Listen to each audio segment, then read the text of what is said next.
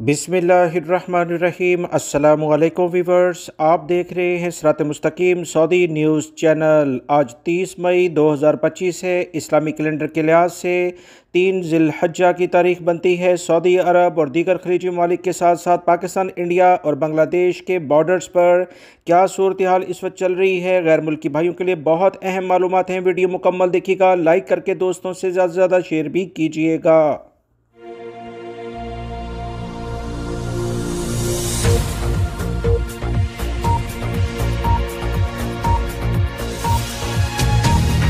Viewers, India में बाकायदा तौर पर जंगी मशकों का आगाज़ हो गया है। इस बारे में मैं आपको अहम इतलात शेयर कर रहा हूं कि इंटरनेशनल मीडिया बार बार हाईलाइट्स कर रहा है, तशहीर कर रहा है कि बीजेपी की गवर्नमेंट बिहार इलेक्शन की जीत को यकीनी बनाने के लिए भारत समेत दीगर खित्ते के ममालिक के साथ कशीदा हालात पैदा करना चाहती है और बदामनी को हवा देते हुए हर हद तक जाने की कोशिश कर रही है। बीजेपी के रहनुमा एक तरफ माफ़ी तलाफ़ी और मुज़ाकरात दूसरे ममालिक के ज़रिए पाकिस्तान से करने की कोशिश कर रहे हैं, जबकि दीगर जंगी जनून को फैलाकर अवाम से वोट भी मांग रहे हैं। इसमें सबसे आगे भारतीय वज़ीर आज़म नरेंद्र मोदी धमकियों के साथ साथ एक नए ऑपरेशन की तैयारियों में बहुत मसरूफ़ दिखाई दे रहे हैं। इंटरनेशनल मीडिया रिपोर्ट्स के मुताबिक 29 मई को भारत ने इन तमाम रियासतों में एक नए ऑपरेशन की जंगी मशकें यानी कि मॉक ड्रिल करना थी, जो पाकिस्तान के साथ बॉर्डर शेयर करती हैं। तफसीलात के मुताबिक ऑपरेशन सिंदूर के बाद भारत की तरफ से ऑपरेशन शील्ड की तैयारियां देखी जा रही हैं। जिस तरह ऑपरेशन सिंदूर में पहले और दौरान ऑपरेशन सिंदूर भारतीय रियासतों में आम शहरी इलाकों में ब्लैकआउट करके मॉक ड्रिल की गई थी, इसी तरह 29 मई को भी ऑपरेशन शील्ड का आगाज़ जम्मू कश्मीर, गुजरात, हरियाणा, चंडीगढ़, राजस्थान और हर इस स्टेट से होना था जो पाकिस्तान से बॉर्डर शेयर करती हैं। मीडिया रिपोर्ट्स के मुताबिक अब ऑपरेशन शील्ड की जंगी मशकें 3 जून को होंगी। भारत होम मिनिस्ट्री का कहना है कि इस मॉक ड्रिल का आगाज़ शाम 5 बजे होगा। रिहायशी इलाकों, हॉस्पिटल्स, पुलिस स्टेशंस और फायर ब्रिगेड के दफातर हर जगह रात 8 बजे के बाद ब्लैकआउट कर दिया जाएगा। ऑपरेशन शील्ड से भारतीय अवाम को एक बार फिर जहनी तौर पर जंगी हालात के लिए तैयार करना है। इन मशकों से अवाम और भारतीय अहम इदारों में हम आहंगी पैदा करना भी मकसूद है। मैंने आपको कल अहम इतलात शेयर की थी कि पाकिस्तानी फ़ौज 20 से 25 किलोमीटर मुख्तलिफ इलाकों में इंडिया में बाकायदा कदम जमा कर अभी भी मौजूद है। इन तमाम चीज़ों को कंट्रोल करने के लिए इंडियन गवर्नमेंट अपनी फ़ौज को इन तमाम जगहों पर वापस लाने के लिए इकदाम कर रही है, मगर पाकिस्तानी फ़ौज ने कहा है कि हर सूरत में हर कीमत पर इन तमाम जगहों का दिफा किया जाएगा जब तक इंडिया कश्मीर और सिंधास मुआहदे के लिहाज से हमसे बातचीत नहीं करता है। वीवर्स, इंडियन मीडिया और इंटरनेशनल मीडिया की जानिब से मजीद कहा गया कि इस मॉक ड्रिल से वो तमाम इलाकों की निशानदेही की जाएगी जिन्हें जंगी हालात में मजबूत और महफूज करने की ज़रूरत होगी। इसके साथ साथ सरहद पार से होने वाली दहशतगर्दी के किसी भी वाक़े में हंगामी रद्द अमल देना, रिहायशी इमारतों से लोगों को बाहिफाजत निकालना, इंटर एजेंसी कम्युनिकेशन, मिसाइल हमले, आबादी पर होने वाले फ़ज़ाई हमले, ड्रोन्स अटैक की सूरत में आम शहरी को ट्रेंड करना कि किस तरह से वो अपने आप को महफूज कर सकते हैं, ये तमाम चीज़ें इस अहम ऑपरेशन का हिस्सा होंगी। वीवर्स, इंटरनेशनल मीडिया इस नए ऑपरेशन जो कि इंडियन हुकूमत करने जा रही है, इसकी तफसीलात सामने आने के बाद कह रहा है कि सिविल एविएशन के महकमे को काफ़ी तशवीश हो रही है, क्योंकि मीडिया का कहना है कि दोनों ममालिक एक बार फिर लाइन ऑफ कंट्रोल पर झड़पों के लिए तैयार हो रहे हैं। इन मीडिया रिपोर्ट्स के बाद पाकिस्तानी आर्मी चीफ आसिम मुनीर का भी बयान सामने आ गया है। पाकिस्तान के फील्ड मार्शल की जानिब से कहा गया कि इंडिया जान ले, पाकिस्तान भारत की हर चाल का मुंह तोड़ जवाब देने के लिए मुकम्मल तैयार है। हम इंतज़ार कर रहे हैं कि इंडिया हमले की दोबारा से कोई गलती करे ताकि इसे सबक सिखाया जा सके। पाकिस्तान के आर्मी चीफ का मजीद कहना है कि भारत को नए एडवेंचर शुरू करने से पहले 10 मई की शिकस्त को लाजमी याद रखना चाहिए, क्योंकि अगर इंडिया की जानिब से कोई भी पहल की गई तो इसका रिजल्ट इंडिया के लिए अच्छा नहीं होगा। भारत जान ले कि पाकिस्तान कश्मीर को कभी नहीं छोड़ेगा। कश्मीर पाकिस्तान की शहरगाह है और हर सूरत में कश्मीर हमने हासिल करना है। कश्मीर और सिंध माहिदा पाकिस्तान की रेड लाइन करार दे दिया गया है। भारत कई दहाइयों से मसला कश्मीर को दबाने की मुसलसल कोशिश कर रहा है, लेकिन अब ऐसा नहीं चलेगा। दहशतगर्दी भारत का अंदरूनी मसला है और इस मसले की बुनियादी वजह अक़लियतों, ख़ास तौर पर मुसलमानों और सिखों पर मुजालिम का बहुत ज़्यादा करना है और इसकी हक तलफी, तासुब और हिंदू मुसलमान फसादात को भड़काना है। पाकिस्तान का इंडिया के अंदरूनी मामलात से कोई लेना देना नहीं है।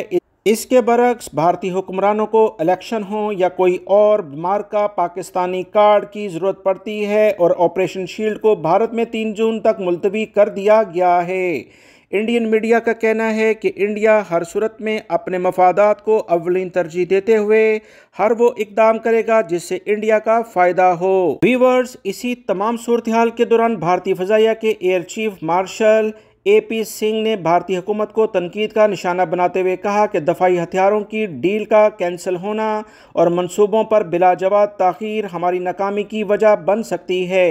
फ़ौज को दिफाई हथियार हर सूरत में चाहिए। दफाई हथियारों की डील का कैंसिल होना कोई अच्छी बात नहीं। दफाई हथियारों के सौदों में ताख़ीर से भारतीय फ़ज़ाइया की कारकर्दगी बहुत बुरी तरह से मुतासिर होगी। लिहाजा बेहतर यही है कि इंडिया दफाई हथियारों की ख़रीदारी के लिए दूसरे मुल्कों पर डिपेंड ना करे, बल्कि ख़ुद दफाई हथियार करना शुरू कर दे जैसे पाकिस्तान करता है, क्योंकि जो हथियार इंडिया खुद तैयार करेगा हर लिहाज से टेक्नोलॉजी वाइज वो इंडिया के कंट्रोल में होंगे। भारतीय हुकाम का कहना है कि हम पहलगाम हमले से मुतालिक पाकिस्तान को या किसी भी सालसी मुल्क को सबूत फराहम करने के पाबंद नहीं हैं। जब भी हमें पाकिस्तान पर किसी दहशतगर्दी का शक होगा हम ज़रूर हमला करेंगे और ये हमारी आज़ादी और खुद मुख्तारी के ऐन मुताबिक है। व्यूअर्स, ऑपरेशन सिंदूर की शिकस्त में भारत ने अभी तक ये तस्लीम नहीं किया कि पाकिस्तानी फ़ौज ने राफेल तैयारे मार गिराए थे, लेकिन अब फ्रांसीसी मीडिया रिपोर्ट्स के मुताबिक फ्रांस और रशिया ने बाकायदा एतराफ़ कर लिया है कि ऑपरेशन सिंदूर में भारत के 22 से ज़्यादा जंगी जहाज़ तबाह हो चुके हैं। फ्रांस ने भारत को ख़त लिखा है कि हमें तबाह होने वाले जहाज़ों से मुतल्लिक का मुआयना करने की इजाज़त दी जाए। इस वक्त 2 टीमें जो कि फ्रांस और रशिया से इंडिया आने के लिए तैयार हैं ताकि वो अपने जहाज़ों का जो कि इंडिया ने इन ममालिक से ख़रीदे हैं उनका मुआयना कर सकें, उनके सीरियल नंबर चेक कर सकें, क्योंकि इनकी दफ़ाई तनसीबात के लिहाज से या दफ़ाई डीलिंग के लिहाज से काफ़ी ज़्यादा मार्केट डाउन हो गई है। इन तमाम चीज़ों को कंट्रोल करने के लिए इन दोनों ममालिक ने इंडिया से कहा कि हमारी टीमों को विज़िट करने की इजाज़त दी जाए, मगर इंडियन गवर्नमेंट इन टीमों को आने की इजाज़त नहीं दे रही है। इन दोनों ममालिक को इंडियन गवर्नमेंट की जानिब से कहा गया कि रिटर्न में हम ये तमाम मालूमात नहीं दे सकते, मगर खुफिया तौर पर दे सकते हैं, क्योंकि ऑफिशियली एतराफ़ करना हमारी शिकस्त को तस्लीम करने के बराबर होगा। इंडिया ने फ्रांस को तफसीलात देते हुए कहा है कि कम से कम 9 राफेल तैयारे पाकिस्तान से मुतल्लिका इन झड़पों से जो कि 6 और 10 मई के दौरान हुई थी उससे मुतासिर हुए, जो कि अब उड़ने के काबिल नहीं हैं, जिसमें कुछ तो मुकम्मल तौर पर तबाह हो गए और कुछ नाकारा हो गए हैं। इंडिया का मज़ीद कहना है कि ऑपरेशन सिंदूर अभी भी जारी है, लेकिन हमने राफेल तैयारों के सिग्नेचर बंद कर दिए हैं ताकि दुश्मन को इन तैयारों की लोकेशन ना मिल सके और वो इन्हें ट्रेस ना कर सकें। इस तरह भारत ने न सिर्फ रूस को दफाई हथियारों की तबाहकारियों की तफसीलात देने से इनकार कर दिया है, जिस पर फ्रांस के खुफिया इदारों का कहना है कि भारत अब फ़ज़ाई हमलों के काबिल नहीं रहा। अब अगर हमला हुआ तो इंडिया को पहले से ज़्यादा नुकसान होगा। सऊदी महकमा मौसमियात की जानिब से अहम इतला आई है कि जुमेरात से लेकर आइंदा चंद दिनों तक असीर जज़ान और नजरान में बारिश होगी और काफ़ी ज़्यादा गरज चमक के साथ बारिश का इम्कान है। सऊदी अरब के सेंट्रल रीजन जिसमें रियाद, कसीम से मुतल्लिका सारे इलाके आते हैं, इन इलाकों में काफ़ी गर्मी ज़्यादा होगी। रेत के तूफ़ान और गर्द आलूद हवाएँ भी चलेंगी, जिससे मौसम काफ़ी ज़्यादा डस्ट वाला हो जाएगा। मक्कातुल मुकरमा और मदीना मुनव्वरा रीजन भी शदीद गर्मी के साथ गर्द आलूद हवाएँ चलने के लिहाज से काफ़ी ज़्यादा मुतासिर होंगे। हवाओं की रफ्तार 50 किलोमीटर तक जा सकती है। सऊदी महकमा मौसमियात का कहना है कि इन तेज़ हवाओं से साहिली इलाके काफ़ी मुतासिर होंगे और इस लिहाज से साहिल पर जाने वाले अफराद बहुत एहतियात बरतें। ऊंची ऊंची लहरें किसी भी सूरत में नुकसान का बायस भी बन सकती हैं। रियाद रीजन में काफ़ी ज़्यादा गर्मी होगी। तमाम लोगों को खबरदार किया गया है कि गैर ज़रूरी तौर पर दोपहर में डायरेक्ट धूप में काम ना करें। मट्टी के तूफ़ान अल-जौफ तबूक में काफ़ी ज़्यादा आएंगे। सऊदी महकमा मौसमियात ने कहा कि 31 मई से बाकायदा तौर पर सऊदी अरब में मौसम गर्मा का आगाज़ होगा। याद रखें, मई में ही 50 डिग्री टेम्परेचर सऊदी अरब के मुख्तलिफ इलाकों में देखा जा रहा है। वीवर्स, सऊदी अरब में सऊदी आज़मीन हज की बड़ी तादाद पहुँच चुकी है। मज़ीद फ़्लाइट्स भी आ रही हैं। आज़मीन के काफ़िले सऊदी अरब के मुख्तलिफ एयरपोर्ट्स पर पहुँच रहे हैं। इस बारे में एयरपोर्ट इंतज़ामिया का कहना है कि आज़मीन हों या दीगर दूसरे मुसाफिर ऐसी चीज़ें साथ कतन ना लें जो कि सऊदी अरब में लाना मना है।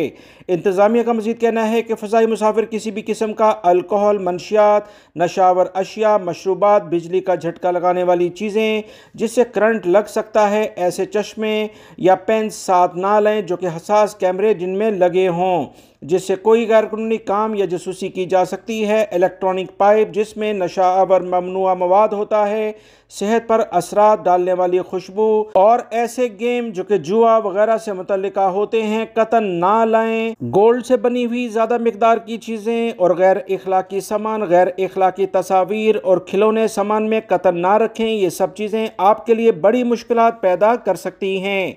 वीवर्स, मज़ीद इतलात के मुताबिक वजारत माहौलियात का कहना है कि ईद की आमद के साथ ही ममलिकत के तमाम मज़बा खानों में ऑनलाइन बुकिंग सिस्टम मुतारफ़ करा दिया गया है।